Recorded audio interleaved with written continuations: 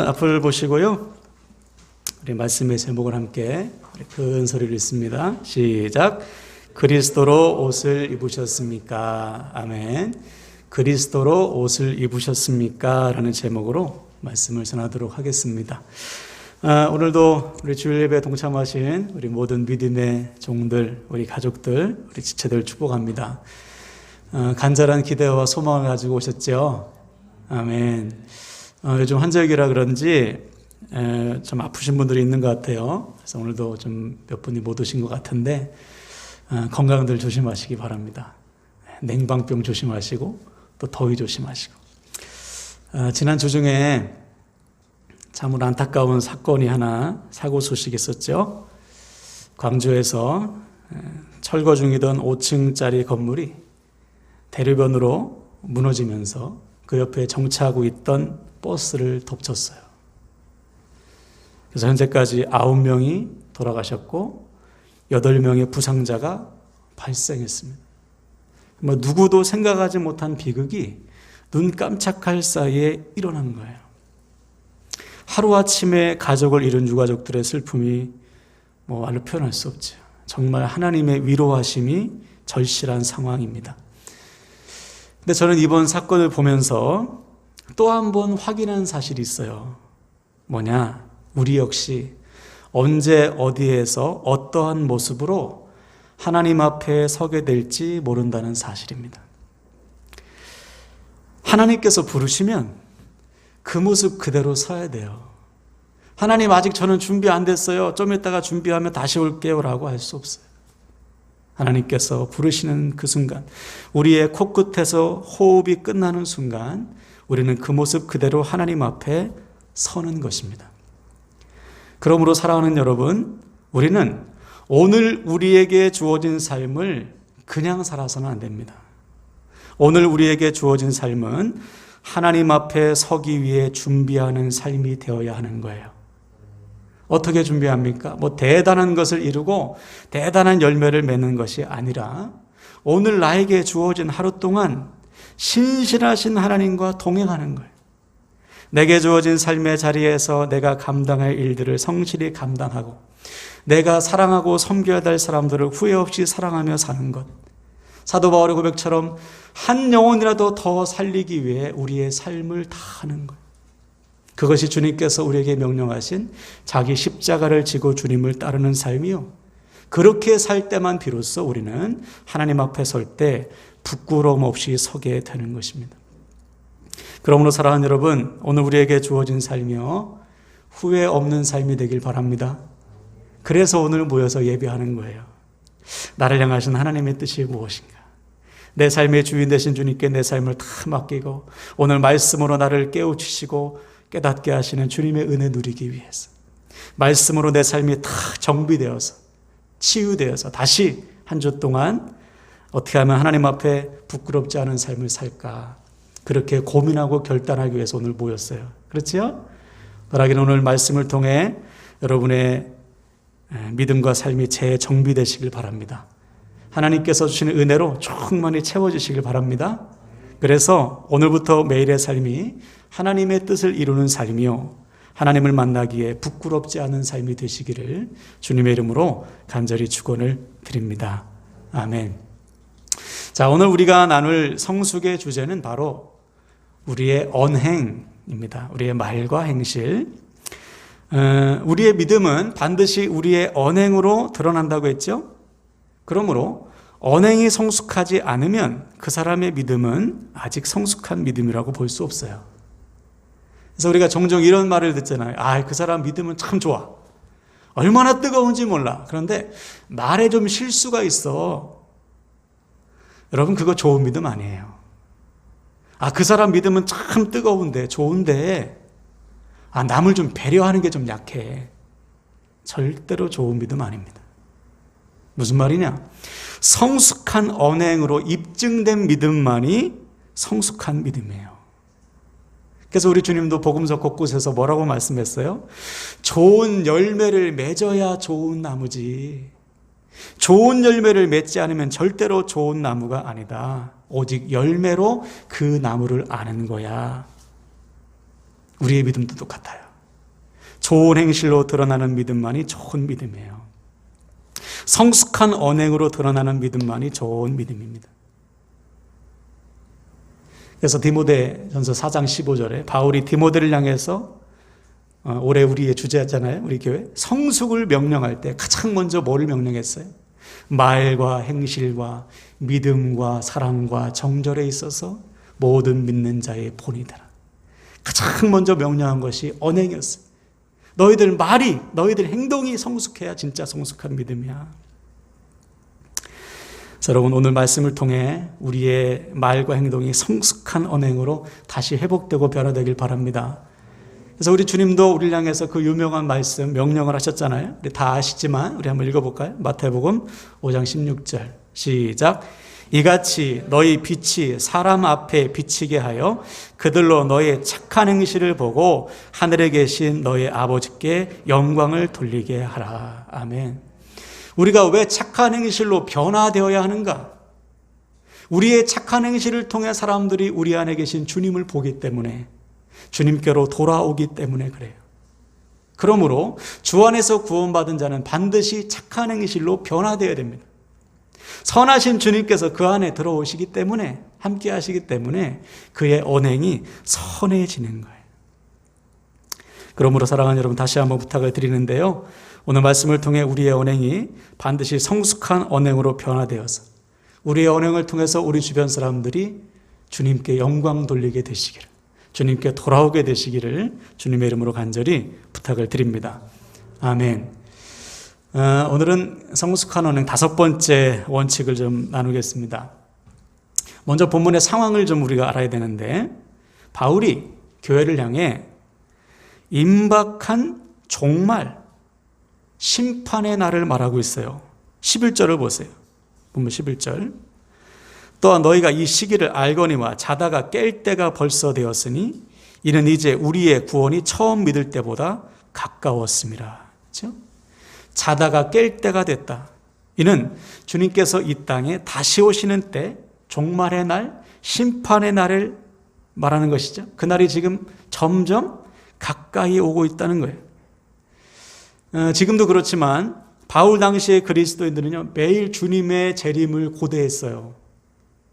2가지 이유입니다. 첫 번째는 주님이 곧 오신다고 약속했기 때문이고, 두 번째는 극심한 탄압과 고통 속에서 주님의 재림 그날만을 바라보면서 지금 현재의 고난을 이겨내고 있던 거예요. 네. 기독교인에 대한 극심한 탄압 때문에 오직 주님 만날 그날, 부활의 영광을 누릴 그날을 바라보면서 생명을 다해 믿음을 지켰어요. 그래서 점점 다가오고 있지, 주님 만날 날이 곧 오지, 이 확신과 소망 가지고 믿음을 지켰단 말이죠. 우리도 마찬가지. 앞에서 말씀드렸듯이 우리는 오늘 우리에게 주어진 하루를 하나님 앞에 서는 그 마음으로 사는 것이죠. 오늘 바울이 선포하는 것처럼 주님 만날 날이 곧 다가오니까 주님 만날 날을 준비하며 사는 거 아니에요? 그런데 안타까운 사실은 오늘 본문의 바울 시대나 지금이나 매일의 삶 속에서 주님 앞에 서는 날을 준비하며 살아가는 사람들이 드문다는 사실이죠. 오늘 바울이 선포하고 있는 심판의 날, 종말의 때를 소망하고 준비하며 사는 성도들이 별로 없어요. 무엇을 보면 알 수 있을까요? 그날을 생각지도 않고 사는 거예요. 심판의 날, 부활의 영광을 누릴 그날, 영원한 천국에 들어갈 그날에 대한 소망이 없어. 하나님 나라를 생각하지도 않아요. 지난 한 주간 돌아보세요. 여러분 얼마나 하나님 나라에 대해서, 그 나라에 대해서 여러분 소망하며 사셨나요? 그렇게 살다가는 우리 모두 하나님 앞에 설 때요, 당황할 수밖에 없죠. 준비가 안 됐으니까. 오늘 본문의 상황도 마찬가지예요. 바울이 볼 때 로마 교회 안에 주님 만날 날이 점점 다가오고 있음에도 불구하고 준비를 못하는 성도들이 있던 겁니다. 준비 자체가 아니라 다시 옛날로 돌아가 버렸어요. 그 증거가 뭐냐? 12절 한번 볼까요?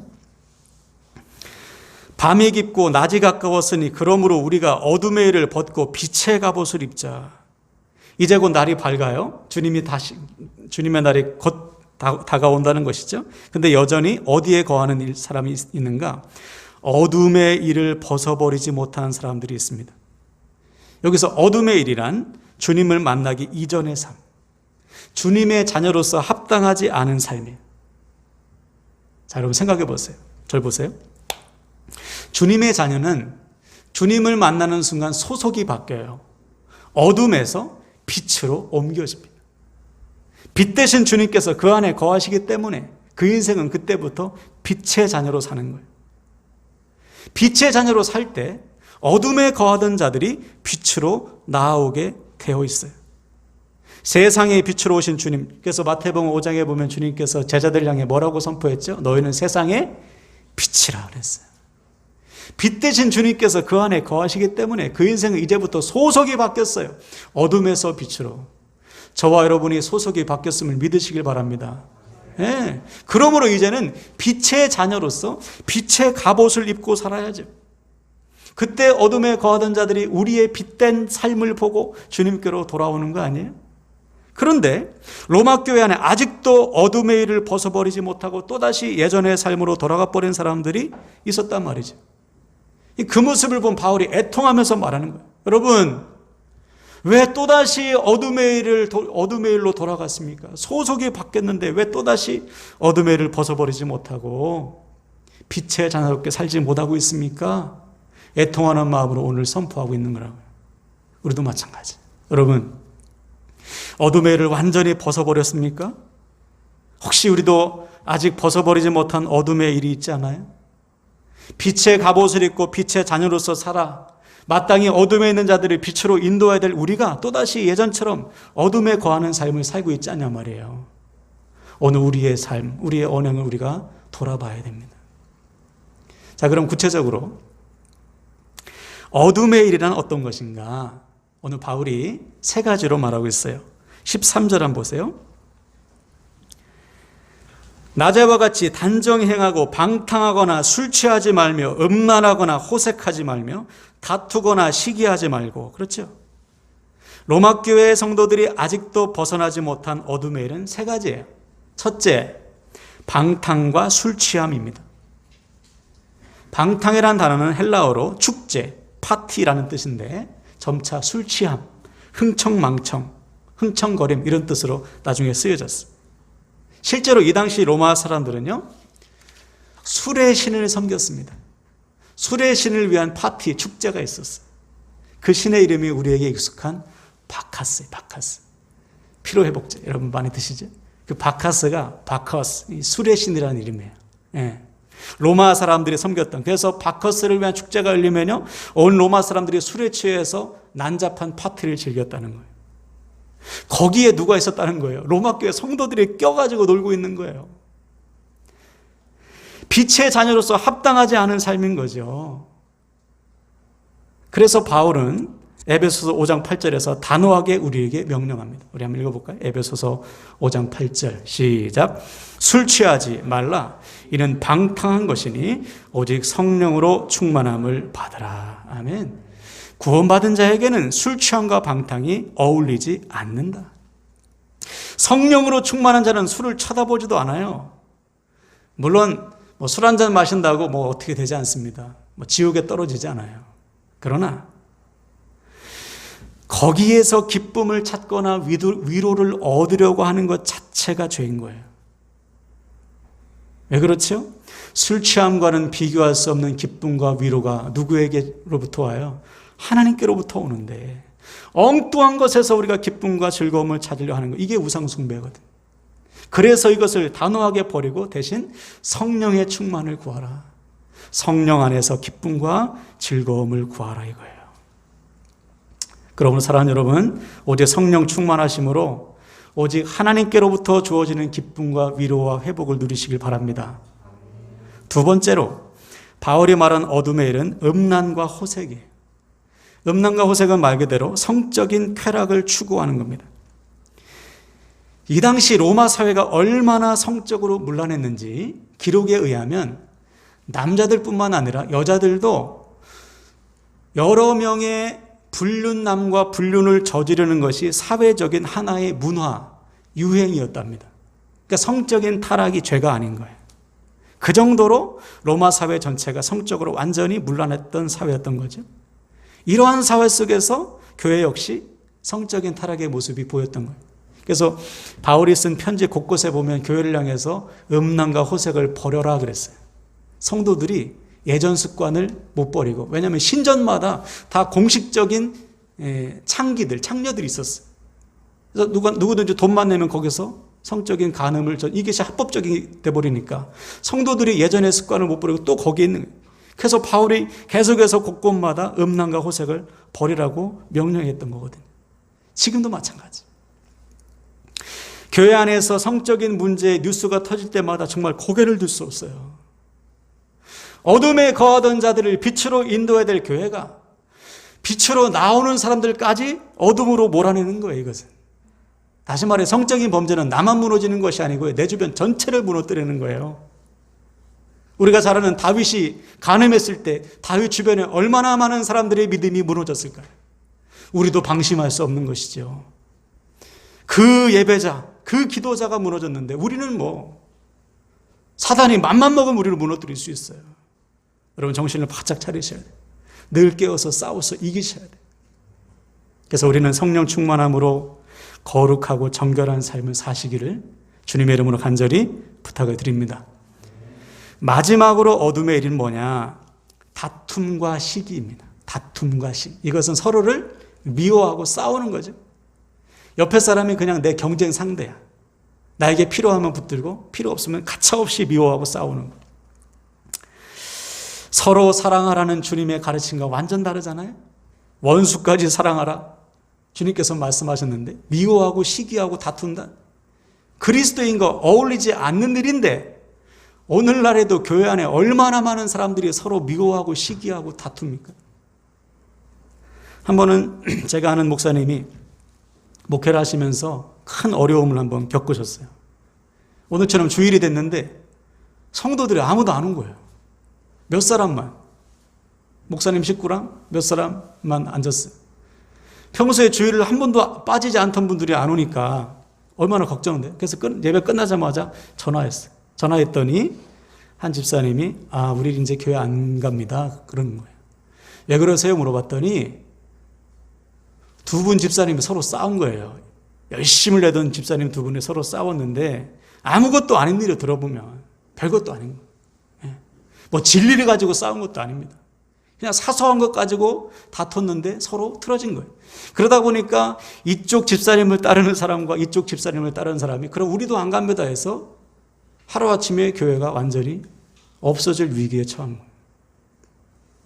그래서 지금 결국은 다른 데로 옮겨서 다시 재개척을 하셨거든요. 그럼 생각해 보세요.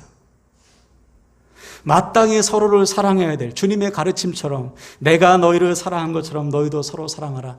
이것을 실천해야 될 교회가 시기하고 다투고 싸운다면 그 교회를 통해서 누가 주님을 보겠냐 이거예요.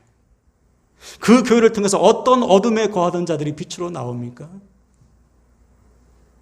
제가 말씀을 준비하면서 정말 감사했던 것은 우리 교회를 개척하고 지금까지 우리 성도님들끼리 서로 싸웠다는 얘기를 제가 못 들었어요. 혹시 저 몰래 싸우신 분 계세요? 몰래 그냥 주중에 싸우고 없던 것처럼 못 들었어요. 한 번도. 이게 당연한 것이죠. 아니 어떻게 한 몸인데 싸워요. 서로 지체가 되었는데 어떻게 싸워. 그냥 덮어주고 참아주고 돌봐주고 붙들어주는 것이죠. 그때 우리의 그 섬김과 사랑으로 우리 안에 계신 주님이 드러나는 것 아닙니까? 그러면 어둠에 거하던 자들이 빛으로 나오게 돼 있는 거예요. 그러므로 사랑하는 여러분, 오늘 우리는 우리의 언행을 점검해야 돼요. 지금 나는 어둠의 일을 완전히 버렸나?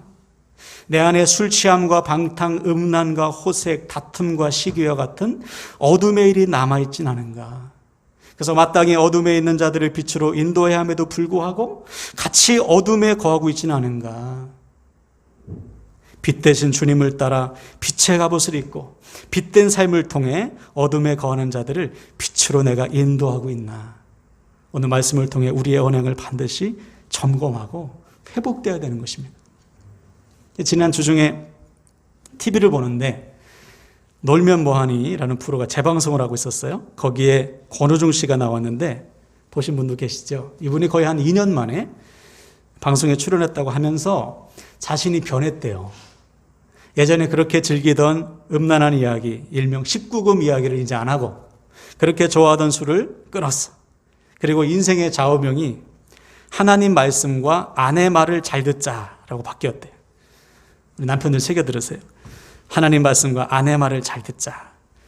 물론 그 짧은 방송으로 권호중 씨의 믿음과 삶을 우리가 판단할 수는 없지만 분명한 사실은 변했다는 거예요. 자기가 그리스도인이 되었다는 거예요. 여러분 이거 쉬운 게 아니에요. 방송에 나와서 나는 이제 그리스도의 사람입니다라고 고백하게 된 것이죠.